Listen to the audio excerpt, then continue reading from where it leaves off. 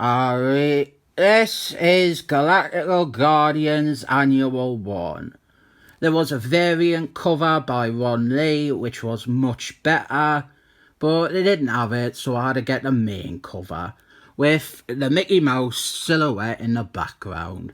We got Blackstar, Adam Watson, Kazar, Dartboard and Cosmo the Space Cat.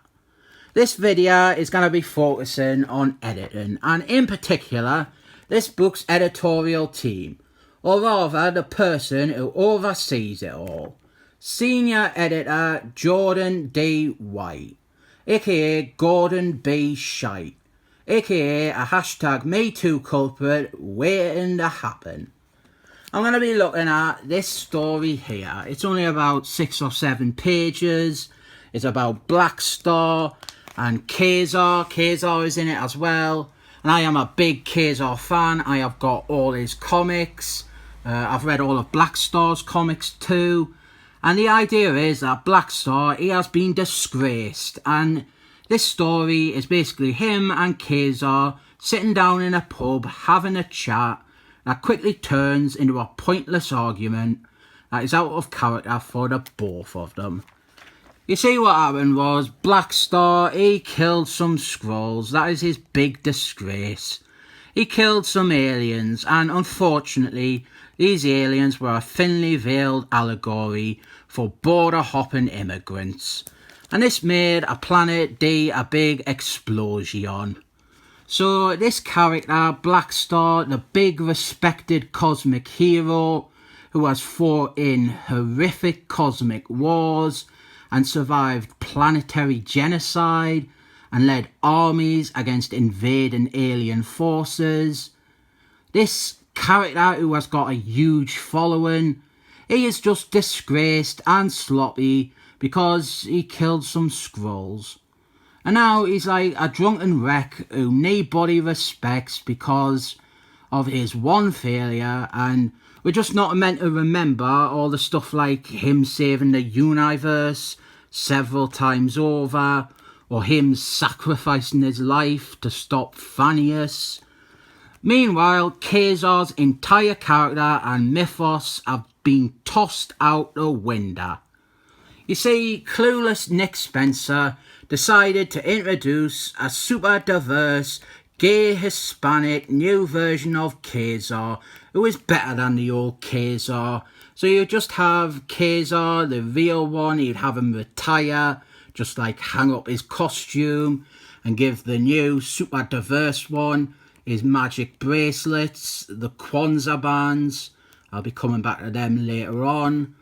Marvel, they did now with this new character, this shitty new character that nobody wanted. Like, honestly, they did now at all. She was just like a plot power character who showed up at the end of 2 crossovers to save the day. And then she just quickly died and nobody cared. But Kazar, his entire motivation now is that he thinks that she is alive out there and that he's got to go and save her. And then they have an argument about how they see the big cosmic figures in the Marvel universe. Kazar, he keeps mentioning Galactus Man. Like, him and Galactus Man are meant to be mates, despite the fact that he has only really met Galactus Man once before this comic, in an issue of Alpha Strike where they fought. And Blackstar, he is angry that Kazar is seeing stuff like Galactus Man and Eternity and the stuff like that. He's seeing them as being like people and friends, and that has never been Kazar's thing. Specifically, it was always the exact opposite. He couldn't comprehend the existence of things like Eternity, and he dealt with it by being incredibly pedestrian about it all. He never projected personalities onto them.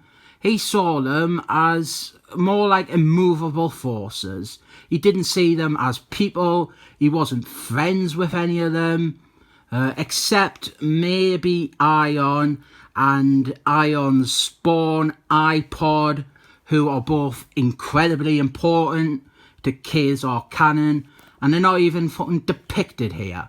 And that is another problem. This stupid diverse character who just exists for the sake of it, it doesn't work.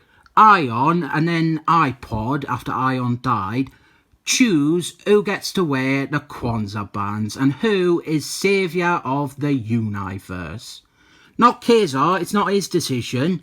In Khazar's series, he has shown Lords to be unable to remove the Kwanzaa bands by himself.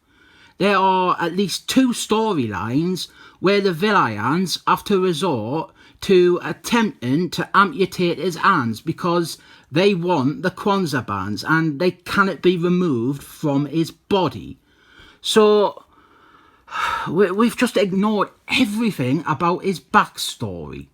And now Khazar, he has been reduced to being hung up on a character nobody cares about, and he's just stuck with an entirely broken and ignored lore. These 2 characters, Blackstar and Khazar, they are really hard friends. They're like best friends. They've been through a lot together, they see eye to eye on loads of things, and this is actually their first meeting, their big reunion after Blackstar died fighting Thanius. It should be a happy, momentous occasion, but no, they're randomly arguing with each other about new characteristics that they've suddenly both just had inserted onto them. Their decades-long friendship, it's just being tossed out and replaced with apparent unfamiliarity and resentment. And Khazar, he's famously really polite. He's like the politest superhero around. That is like his thing. Why is he arguing with his best friend? And then Blackstar, the big disgrace, the embarrassment, the loser, he storms off like an angsty little drama queen and not someone who fought desperately in the war against Annie Hall, who fucking fought Annie Hall one-on-one and tore Annie Hall's head off, preventing the war from continuing and saving the universe. And then we end with this little bit here with even more Khazar screw-ups. Khazar, he gets approached by the Universal Church of Teeth, and he is hypnotised and brainwashed to join them. This is another huge plotline in Khazar's book. Khazar, he is protected from outside mental influence. This is why Moongarden, the beautiful, beautiful bald lady, Moongarden, that's why she couldn't mentally force Khazar to love her. Not that she should have to. She's great. She is brilliant. I'd love her without coercion. But there were like loads of stories where people were like trying to mentally control or ensnare Khazar. Even that 4 issue I reviewed the other day, the one with Amanda the Enchanter, and it showed the Kwanzaa bands eventually they acted out in defence, and they shocked him back to normal. They like reset his brain, and it even noted that the only reason that she was able to mentally control him was because it was through sorcery and not science. But even that, Khazar, he wasn't brainwashed here. He wasn't being controlled. He was just mad. He was angry. He was thinking with his cock because Amanda the Enchanter is beautiful. And like the minute that Khazar, he was getting too bad, the Kwanzaa bands realised there was an outside influence and they reasserted themselves. So with this fucking like 6-page story, there's non-stop breaking of Khazar's character and his history. I mean, Blackstar is fucking destroyed too.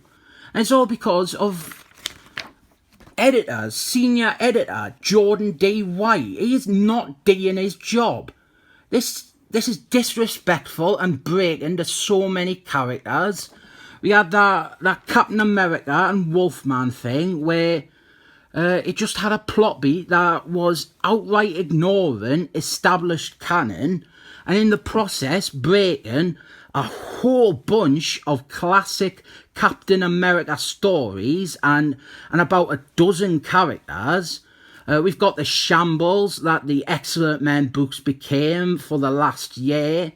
And we've got the Cosmic books, which are just filled with every character being broken by lack of any editing or awareness of the continuity. Like Gonorrhea, Dax, Blackstar, Kazar, Moongarden. They fucking killed Moongarden off. They killed her off panel, and then just replaced her with an alternate reality version of herself who is now just a lesbian instead of being bisexual. Ludicrous. Adam Watson, fucking embarrassing. They made him into a new age hipster guru. Dartboard, he's now randomly had his entire history rewritten to now be linked to the fucking Phoenix Force from the Excellent Men. Cosmo, the space cat. They had him gone woof woof in a comic, and he's a fucking cat, mate. Fire Jordan D. White. Marvel and Disney, you need to fire Jordan D. White. He is absolutely not doing his job. Just like Tom Beaver. But I have bought like 3 Jordan D. White comics the last 2 weeks, and each one of them has been tremendously not edited. He is not doing his job. Fire Jordan D. White.